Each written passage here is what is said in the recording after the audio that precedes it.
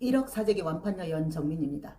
유튜브를 보고 전화 오시는 분들 중에 대리점장 가서 돈 벌 줄 알았는데 카드 빚에 시달린다고 헤어날 길이 없다고 많은 말들을 하면서 죽고 싶다고 하시는 분들이 참으로 많이 봤어요.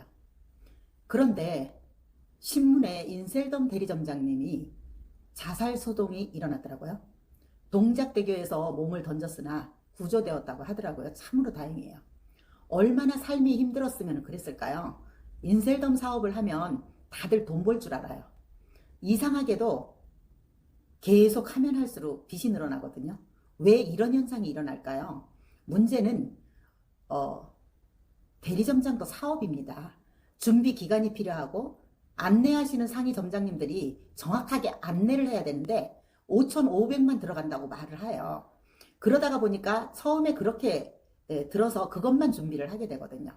근데 그걸 하고 나면은 다시 또 2달 동안 1650을 해야 한다고 그러고 말을 한단 말이에요.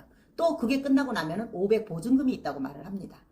그런데 사업은 돈 문제는 정확하게 말해야 됩니다. 1650을 하라고 할 때 충격받았어요. 사업을 하려면 특히 돈 문제에서는 되게 굉장히 예민하거든요. 꼼짝 못하게 해놓고서 이렇게 해라 저렇게 해라 그러거든요. 그 위에 있는 상의한테 똑바로 안내해야지 이게 뭐냐고 제가 그랬어요. 그랬더니 그걸 내가 왜 가르쳐 주냐고 하더라고요. 이런 개 같은 경우가 어디 있어요. 저 같은 경우는 이것뿐만 아니에요. 대리점장이 되면은 기본 매출 1200을 해야 한다고 해서 또 제품 사고 기초재고 할 때도 제품 사라고 하고 이러다가 보니까 많은 제품을 사게 됐어요. 저도 그때는 카드를 쓰게 됐죠. 그것도 만들어서 썼어요. 일시적으로 카드 대금 못 내서 저도 연체할 때도 있었거든요. 이렇게 무리하게 대리점장 가서 신용회복하고 어떤 이는 파산하고 그런 사람 많아요. 참으로 안타까운 얘기입니다. 어떤 분은 남편 퇴직금 타가지고 올인했다가 돈 다 잃고 신용회복했다고 어떤 분은 전화를 주셨더라고요. 얼마나 힘들면 죽으려고까지 했겠어요. 그 심정 저도 이해합니다. 젊은 사람들은 다시 일어설 수 있는 기회라도 있지 나이 드신 분들은 어떡해요? 여기서 중요한 것은 내가 어떤 게 진실이고 진짜 돈이 되는지 신중하게 알아보고 돈이 된다 하더라도 내가 할 수 있는지 없는지 꼼꼼히 따져봐야 됩니다. 인셀덤이 뭐라고 자살까지 해요? 인셀덤이 인생의 전부는 아니잖아요. 인셀덤이 내 가족보다 더 중요한가요? 인생을 살면서 아무리 힘들어도 죽으라는 법은 없습니다. 지금이라도 저는 늦지 않았다고 생각해요. 길을 찾으면은 분명히 방법이 있어요.